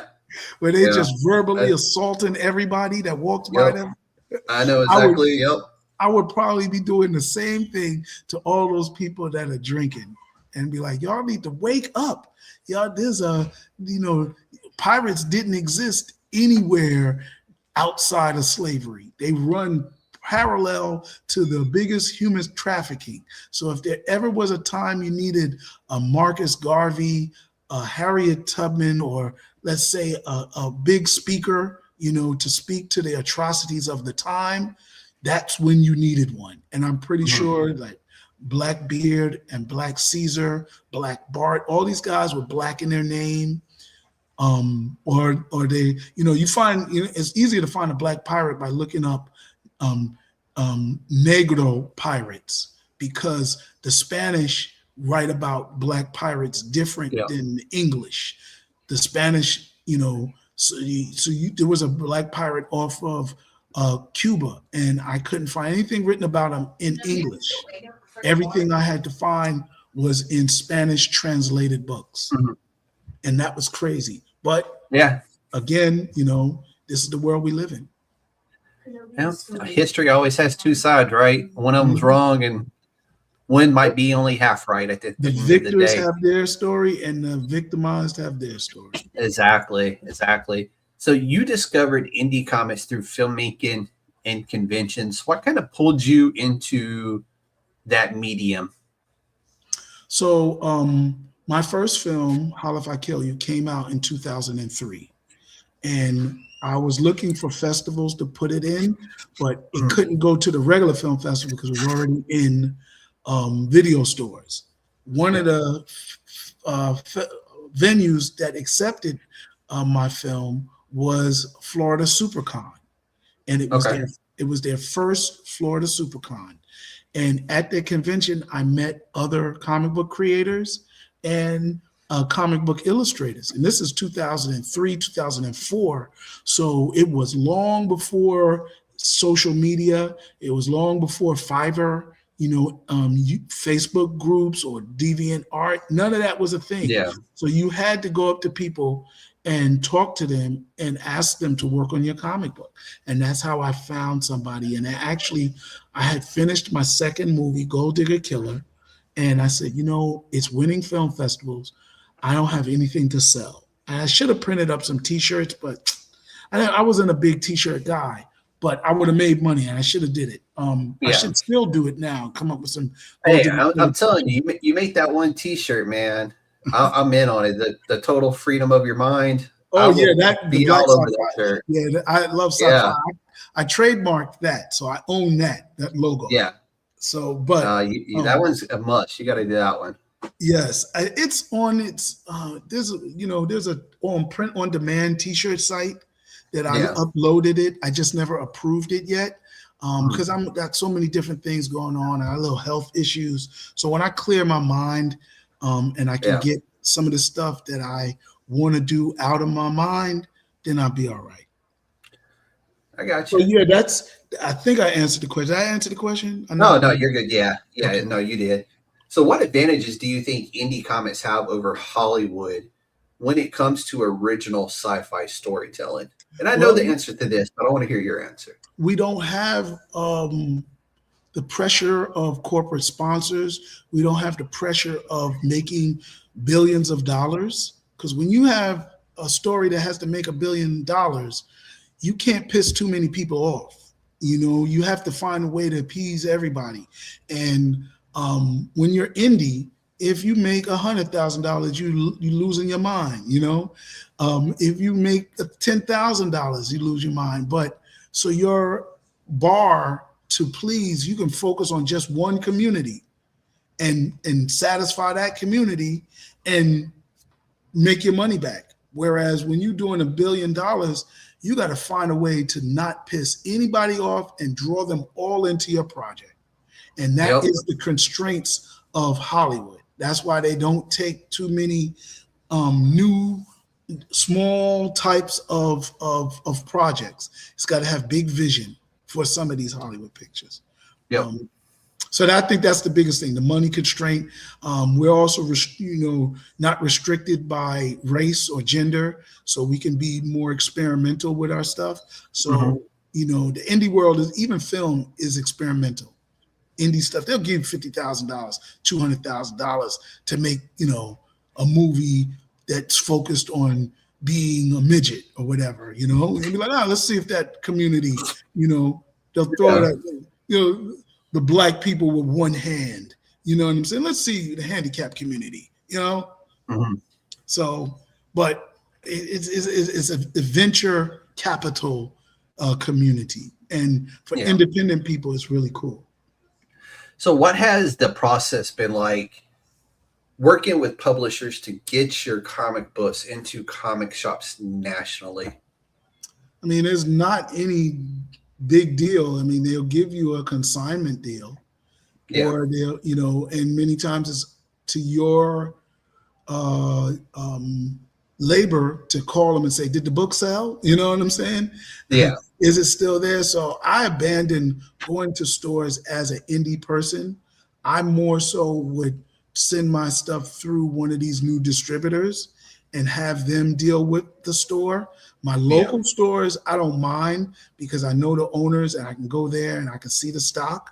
But outside of my direct distribution, I would go through a distributor because calling somebody before I did comics, I distributed the soundtrack to Gold Digger Killer. It was a poetry CD. I had a comedy album and I had it selling in stores, but stores didn't take more than 10.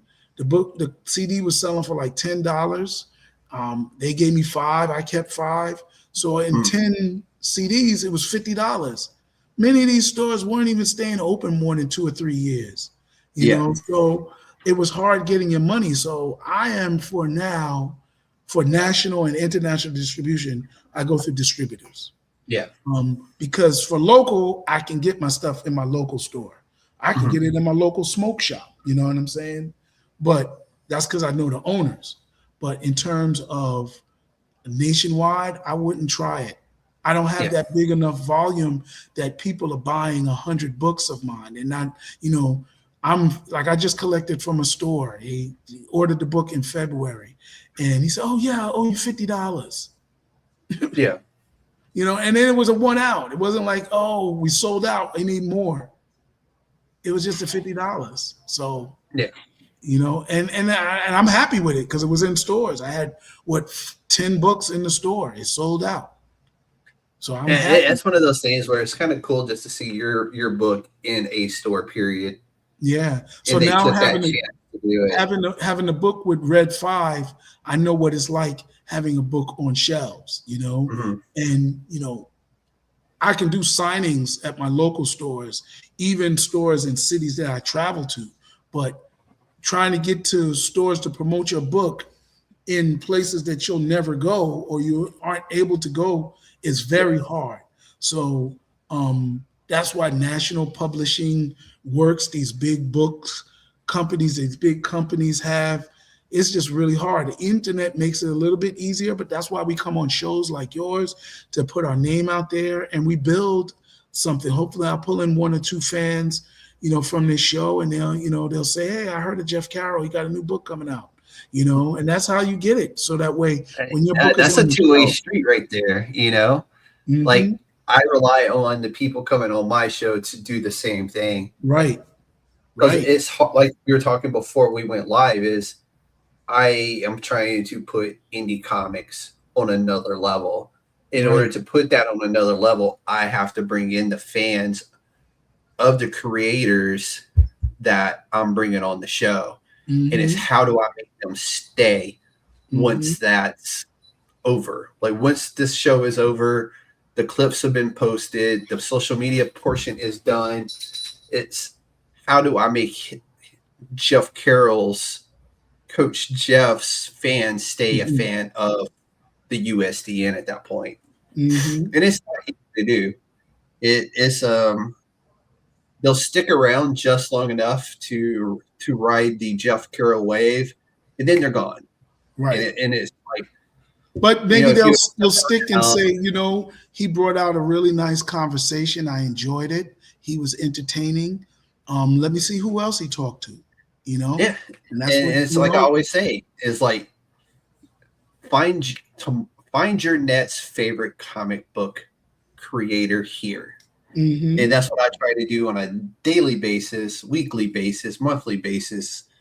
But let's talk a little bit more about your comic projects and some of your current projects that you have coming up. So you got Amani the Killer. Well, Monte Killer was my first one that Okay. I came out with to go with Gold Digger Killer, and that is something I want to do again. Yeah. I actually want, like we was talking about all of the different genres, horror, science fiction, what else? Tales from the Crypt, my humor.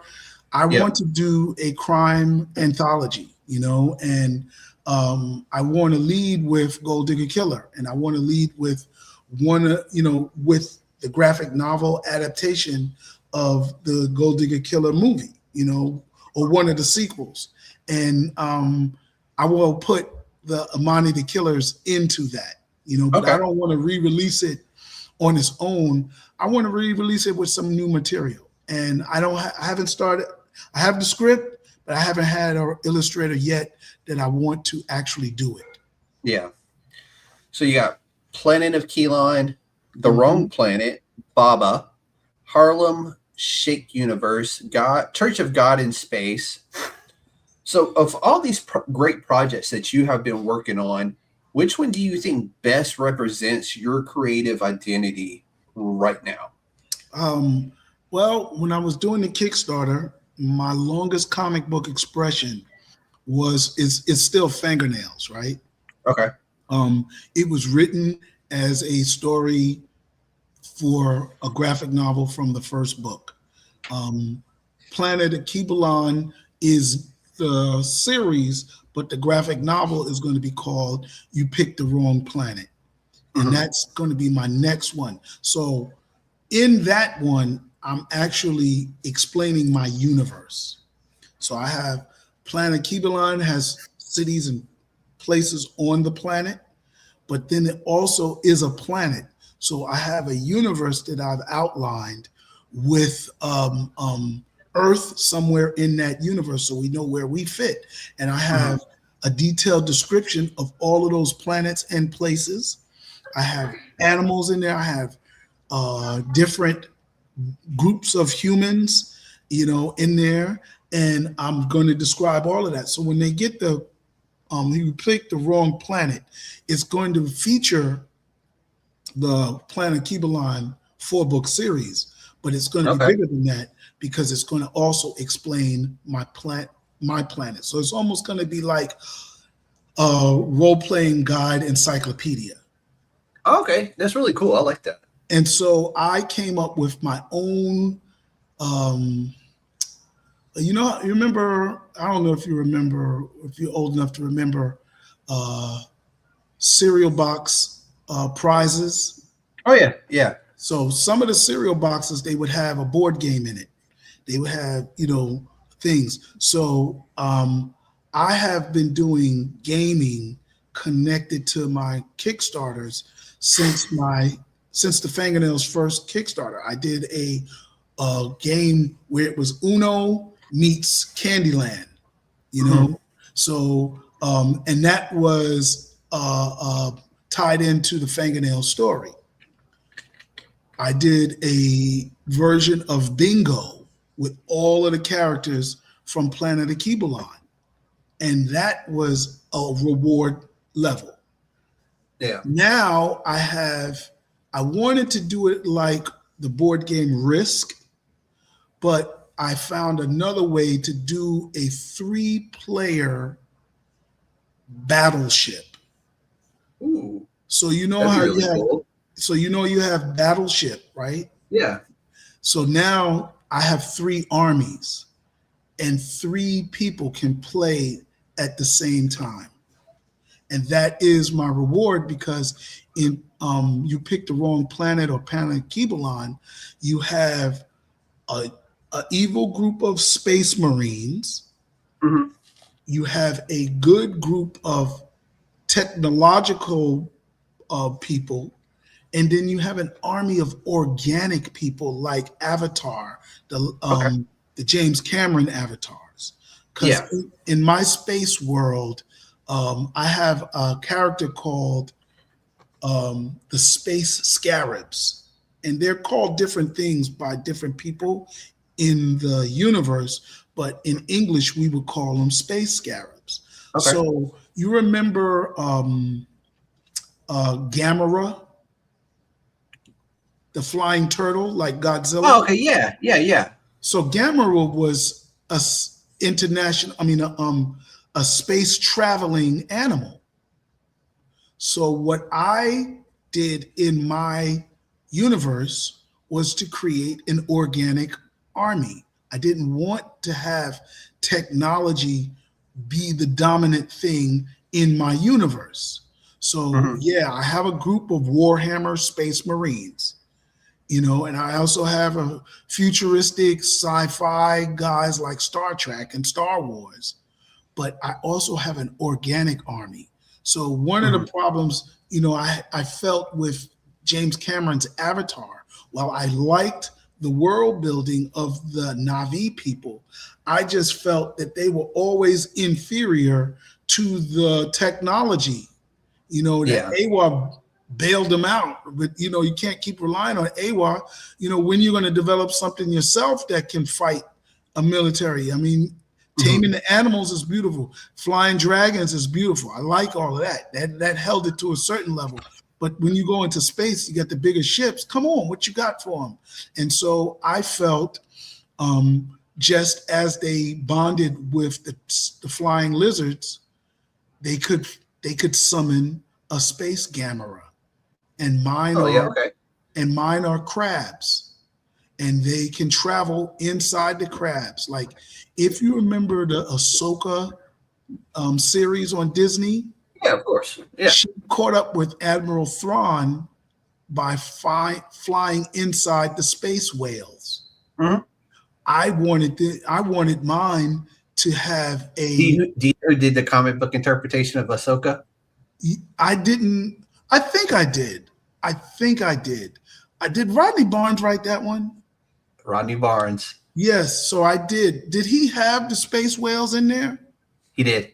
Okay, so I read it, but I'm more familiar because I just watched the series to get ready for Gruko. Or now I watched Ahsoka over because I love Darth Maul's series so much. I was like, I need some more answers, you know. Yeah. But in my story, they have the space scarabs that can take down a battle cruiser. And it is a legitimate class by class space battle. So you know how you have a battleship, they have the battleship, they have the aircraft carrier. Well, every army in my space battle has the same class level. It's just that in my natural army, they have space scarabs, then they have dragons, then they have another one that's smaller. So it's different levels, but they're in the same class. And so when you set your board game up, yeah, you can, you know, it's all three different armies fighting at the same time. Oh, that's really cool. So do you think there are any projects that you think would work better as comics versus film? Yeah, I mean, I do multi-level stories. So my stories are in books, they're in film, they're in comic books. The way I look at it, a story can be in all of them, right? It's just very hard to write a martial arts kung fu movie type story because the physical action is very boring to read unless they're talking while they're fighting, you know? So that's what makes superhero stories very hard to write in books. Even horror. And you can't really do humor in anything but comic books and movies because humor gets lost in how the person reads unless you're writing a joke book. You know what I'm saying? So some things don't translate, but other things do. You know, like when I wrote my Gold Digger Killer, it was a horror blaxploitation. When it wrote into a book, it became street lit urban drama. So sometimes the genre or the category switches along with the medium. But I would say humor is one of those things that exists best in film and comics. Horror works best in film, but depending on the horror. If it's a psychological horror, then it can work in a book. But otherwise, you know, Friday the 13th and Texas Chainsaw Massacre ain't going to be the same story in books. They've both been translated to comic books. So. Yeah, and both of them didn't succeed.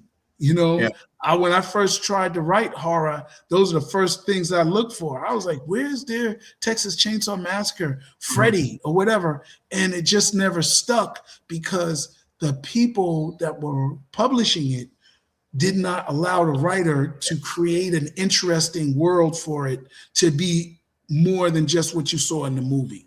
Yeah. And, you know, it's like if you read Carrie or you read The Shining, they're a different type of story than the one you see in the movie because you have to adapt it differently to books than you do in movies. So because you lose a lot in translation when you do that as well.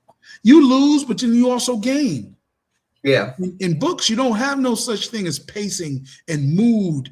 That's set differently, and you're really depending on the person's understanding of the words, you know? Yeah. But in a film, you got pacing. You can set your own pacing. People read a book. Some people read it all at once. Some people read a chapter a day. It's very hard to get pacing when somebody's reading a chapter a day. Oh, I 100% get that because I'm the same way. I don't read slow, but I don't get a lot of time to read either. Yeah, so I'm both. I don't get a lot of time to read, and I'm slow. And I have this one book. I lost my place in the book, so I end up now rereading stuff that and I'm like, oh my God. And I keep saying, you know, take time to write the book, but I have a whole lot of home chores. You know, I have to make time to do it, but I do have to write. And I'm getting my writing chops back. I was writing right before we got on the show, and I'll probably write a little bit when we get off. Well, we're getting ready to bring it home now. Oh yeah, yeah. Not to rush you or So, anything. no. We've been going almost 2 hours, so it's time to start bringing it home. Okay. And And I we'll forgot to start. ask you, how long is your show?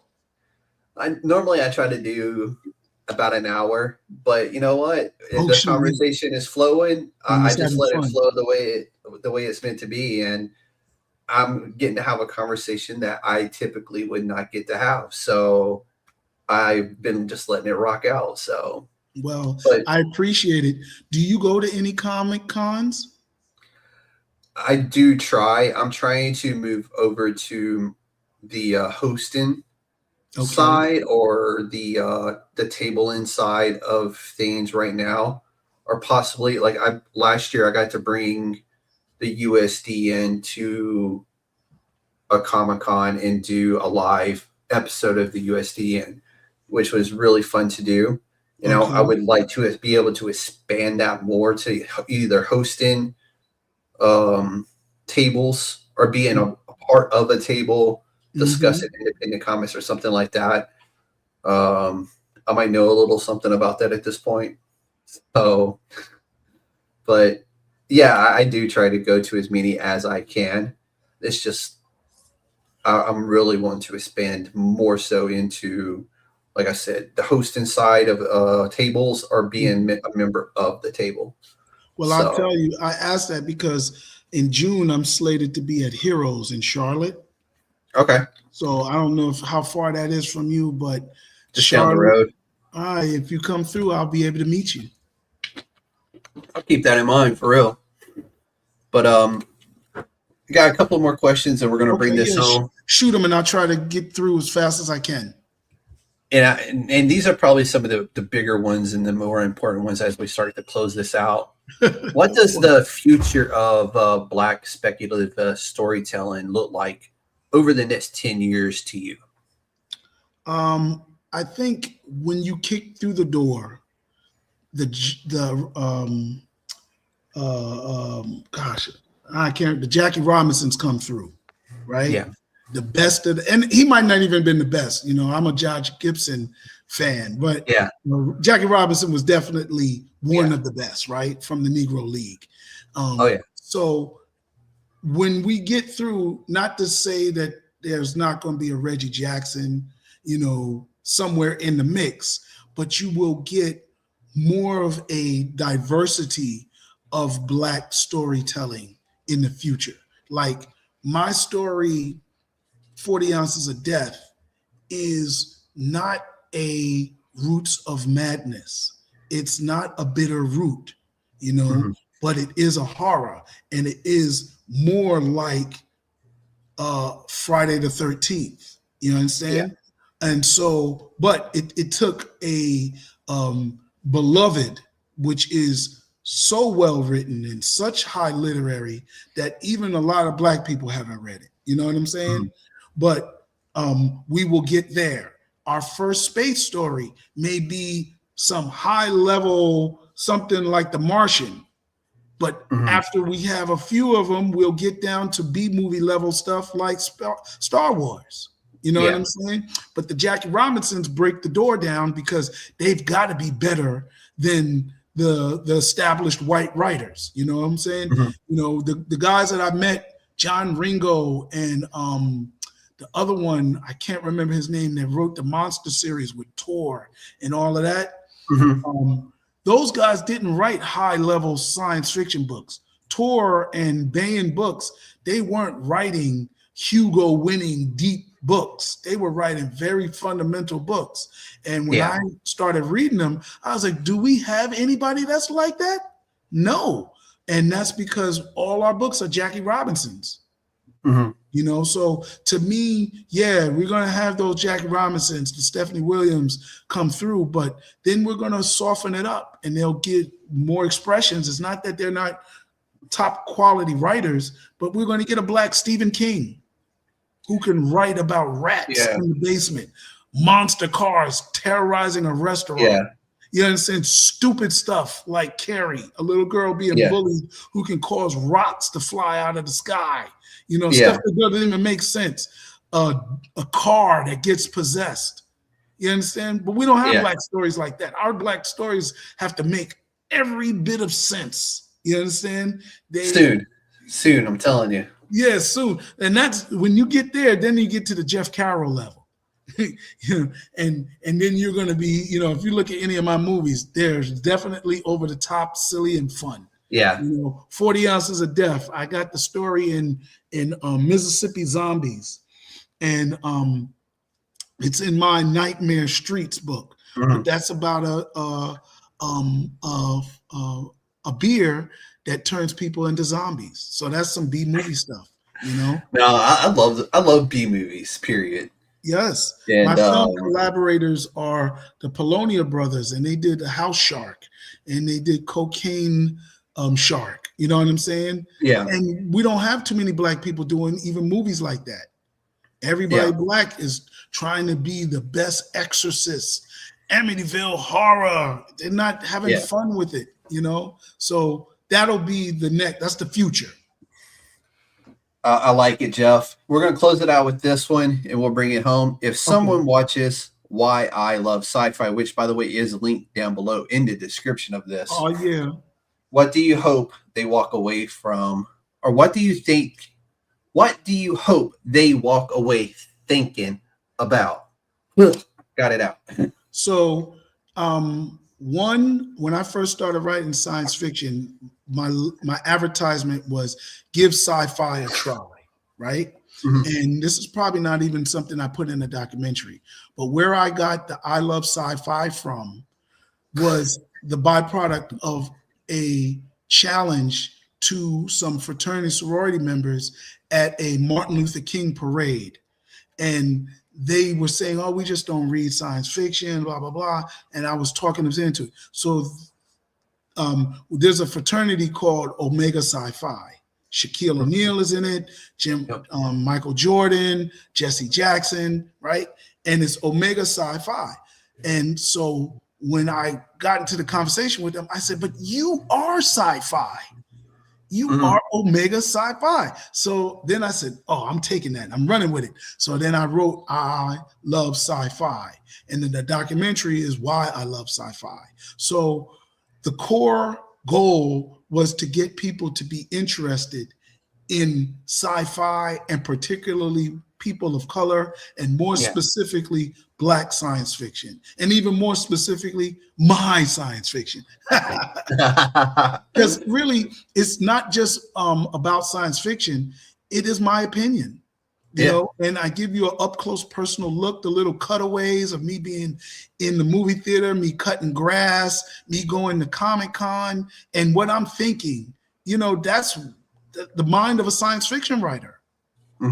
So those are all the things I want you to get inspired to, you know, read science fiction if you've never read it, read some Black science fiction if you never read that, or read some of my books or watch my movies or my comic books. So those are the goals. The wild part is they may have read Black sci-fi and not realize it was written by a person of color. Right. Yep. So that's that, or not to be afraid to include it in your science fiction catalog. 100%, Joe. I love it, man. I really do. This has been this is the longest podcast I've done in quite some time. Welcome back. And honestly, I just let it flow. The conversation was so good. And this is one of those where I, as a big bearded white fella, don't get to have conversations like this often. Right. And when I do get to have a conversation like this, I get so absorbed into listening to you and learning about your journey and why you're doing what you're doing that I just fucking let it go, man. Well, you know, I thank you for allowing me into your comic book space. Oh, you're part of the fam now. For having me talk to you about it. And this is what I do with my panels. When I used to do panels at conventions, you know, I have a panel coming up this summer. I like to let it flow. I like to be engaging with the audience, because writing is a solitary art. You can't write with 50 million people around you.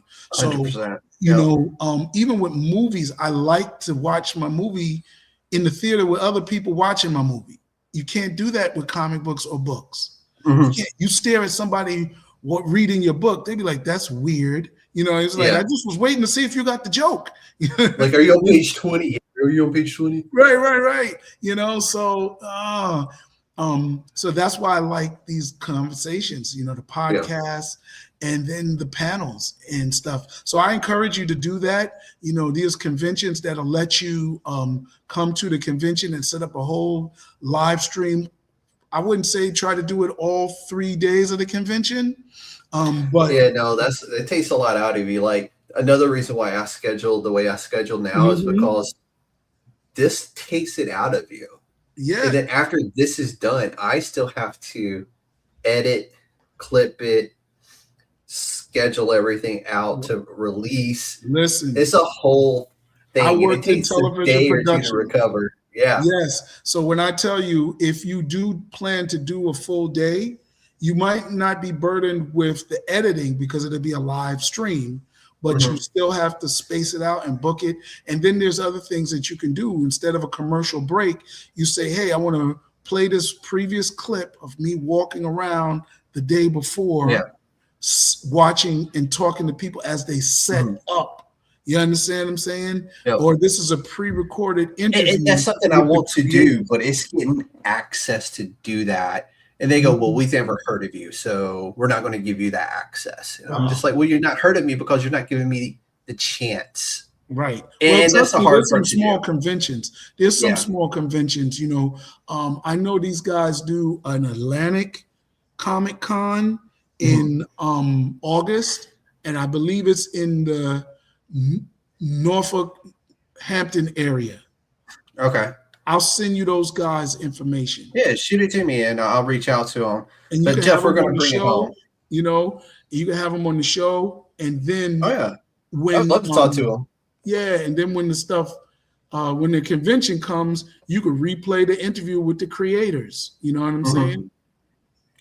No, I would love to be able to do that, just because I like to explore all aspects of what the comic industry is all about. Whether it's publishers, writers, creators, inkers, you name it, I want to talk to them. But Jeff, right now, we're going to bring it home. Let everybody know where they can find you and where they can find your documentary. Well, you said the link is in the descriptions. So all of them, where they can find you and the documentary. Right. I am Jeff Carroll on Facebook, Coach Yo Jeff on Instagram. I am RBG World on YouTube. My what do you call it? My podcast is the Sci-Fi Express Lane. You can do that, or best for any of my comic book future stuff coming out, check me on Kickstarter. I'm Jeff Carroll, Hip Hop Comics and Flicks, and that's probably the best way to get me is on Kickstarter, because right now I'm running back-to-back Kickstarters all year. I like it, Jeff. I want to welcome you to the Council of Nerds, Jeff. Thank you very much. Everybody, science fiction has never just been about spaceships, aliens, or futuristic technology. At its core, sci-fi is about imagination. It's about asking, what if? And daring to envision a future nobody else sees yet. Tonight's conversation with Jeff Carroll, aka Coach Jeff, reminded us that Black science fiction, indie comics, horror, hip-hop storytelling, and creator-owned worlds all matter because they expand who gets to shape the future. From comic books and film to speculative fiction and cultural storytelling, imagination itself is power. Make sure you support independent creators, support indie comics, and support original storytelling. If you enjoyed tonight's episode, make sure you like, subscribe, and share this, because this has been the USDN podcast, where indie comics come to life. Ladies and gentlemen, the Council of Nerds is now adjourned. Y'all be safe out there.